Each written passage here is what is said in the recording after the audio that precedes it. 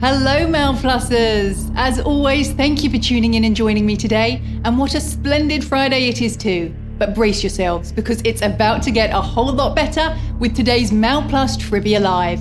I'm your host, Melissa Hartzell, and whether you're a regular mailplus player or a newbie trying it out for the first time, welcome to today's live quiz, where every weekday we're offering you the chance to win up to £1,000. There have been some happy winners walking away with some pretty hefty sums of money. And remember, you can always play again to double your chances. There's no cap on how many times you can win. But let's see how kind the quiz gods are to you today.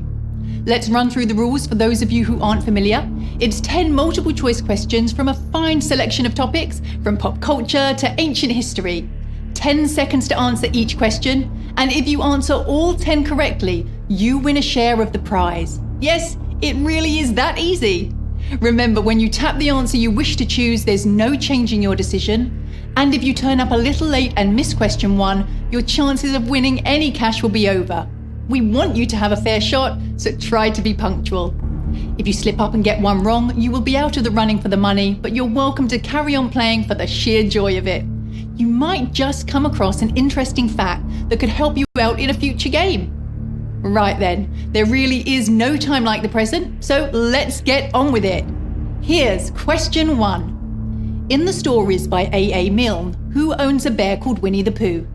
Wendy Darling, Peter Pan, or Christopher Robin?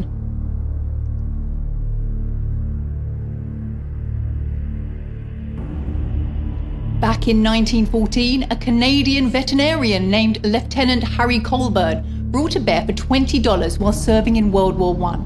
He named his new pet Winnie after his native Winnipeg, and the cub ended up not only serving as a mascot for the regiment while he was stationed in England, but as the inspiration for Winnie the Pooh.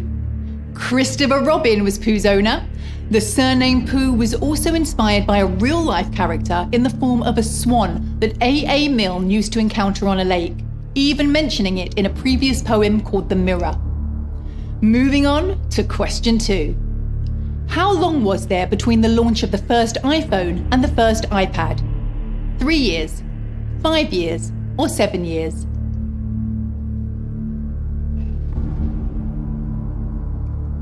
With iPhones gradually getting bigger and iPads getting smaller, at some point they'll probably cross over to become the same thing.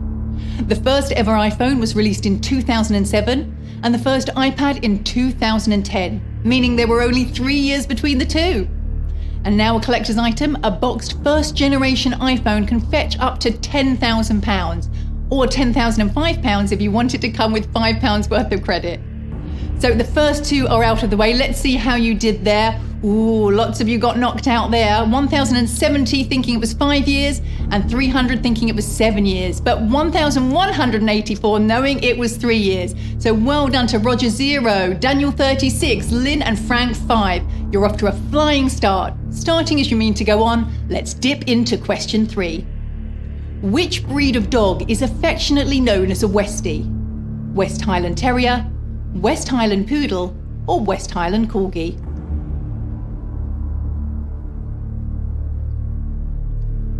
Often used as hunting dogs to retrieve game, they're chosen because of their white fur that makes them distinguishable from the foliage and animals they're trained to retrieve, so it helps them avoid being hunted by accident. The Westie is a terrier, and its full name is the West Highland Terrier. Because of its Scottish heritage, you might recognise them as a common feature on shortbread tins. And not only is the Westie bred to have a white coat, they're also bred to have a sturdy tail so they can be pulled out of rabbit holes when they get stuck. We're 3 questions in, let's see how you did with that one. And 1,154 of you getting that one right, well done to you. You're moving on with me to question 4. Which of these diseases does not affect the mouth? Gingivitis, blepharitis, or stomatitis?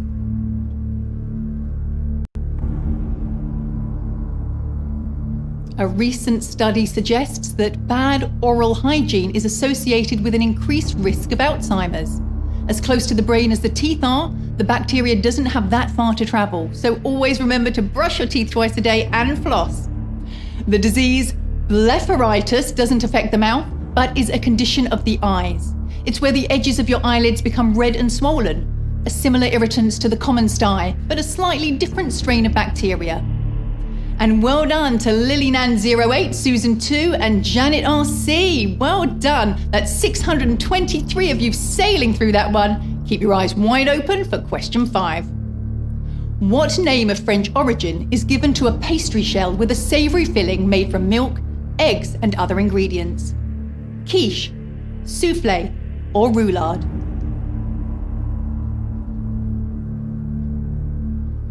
French cuisine, my favourite.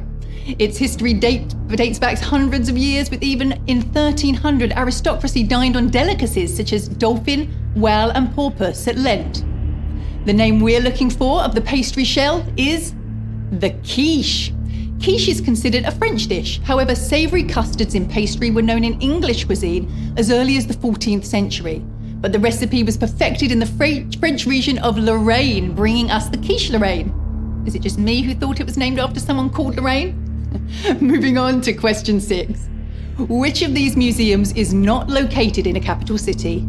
Smithsonian, Victoria and Albert, or Hermitage?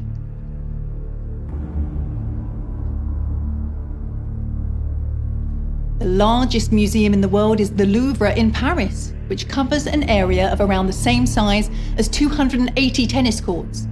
It of course houses the Mona Lisa and the Venus de Milo, located in the Russian city of St. Petersburg, which isn't Russia's capital, is the Hermitage Museum. The second largest art museum in the world was given its name because of its exclusivity in its early days. Only very few people were allowed to visit. Hermitage coming from the word hermit, meaning hidden away. But now things are very different, and it has around 5 million visitors each year, making it one of the most visited museums in the world. Here's question 7. Gravies, plains, and burchels are all species of which animal? Antelope, zebra, or giraffe?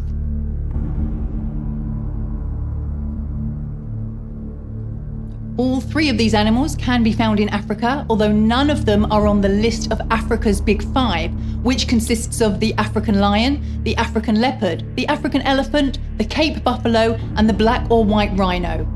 These breeds listed are all types of zebra. Like a human has individual fingerprints, the pattern of each zebra is different, making them each unique.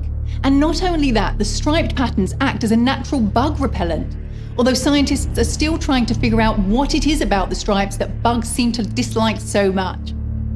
And 216 of you knowing the answer to that one, well done to you. The lion's share of the questions are out of the way, and we're on to the final third. Here's question 8. The name of which of these brands is not influenced by Greek mythology? Nike, Ajax, or Acer?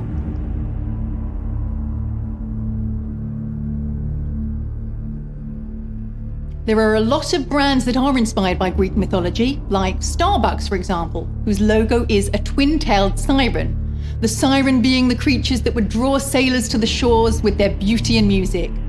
Here, it's the computer brand Acer that wasn't inspired by Greek mythology. It is in fact Latin for sharp or able. Nike is the Greek goddess of victory, and Ajax, a brand known for their cleaning products, was named after the Greek god Ajax, who supposedly cleaned up in battle. And congratulations to Luna, Mark 11, Trivia King, and Elaine, all moving on with me to our penultimate question. Here it is, it's question 9. In which of these women's sports does a team have the most players? Hockey, netball, or lacrosse?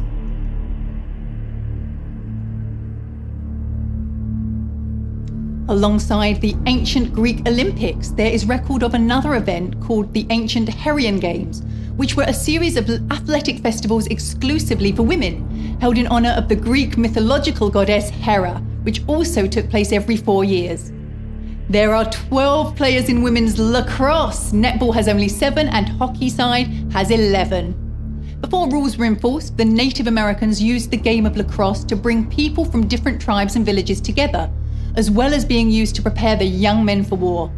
The game was purposefully wild and without many safety precautions, so it was thought to toughen up the young players. And we're down to the final question. Let's see how you did there. Ooh, quite a knockout that one was. 57 of you knowing it was lacrosse, 23 of you thinking it was netball, and 111 thinking it was hockey. But well done to Mark 11, Elaine, Quizzle and Catherine. An exciting time for you because you're just one click away from winning some cash. No more waiting, let's get into it with question number 10. Which of these words has the most consonants? Environment, capitalization, or marshmallow?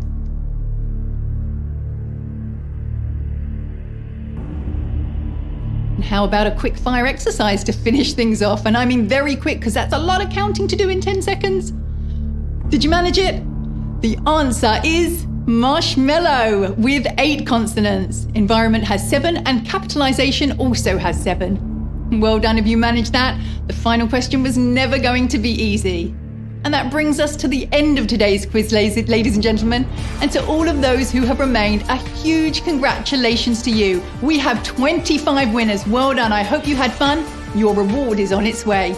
Congratulations to Arthur 4, Michael 52, Mark 14, Quizzle, Mac 5 and Zeusless. And well done to all of you who overcame every obstacle that we threw in your way. If you're leaving without any money, you're always welcome to try again next week, starting with our first game on Monday, making the beginning of the week that little bit brighter.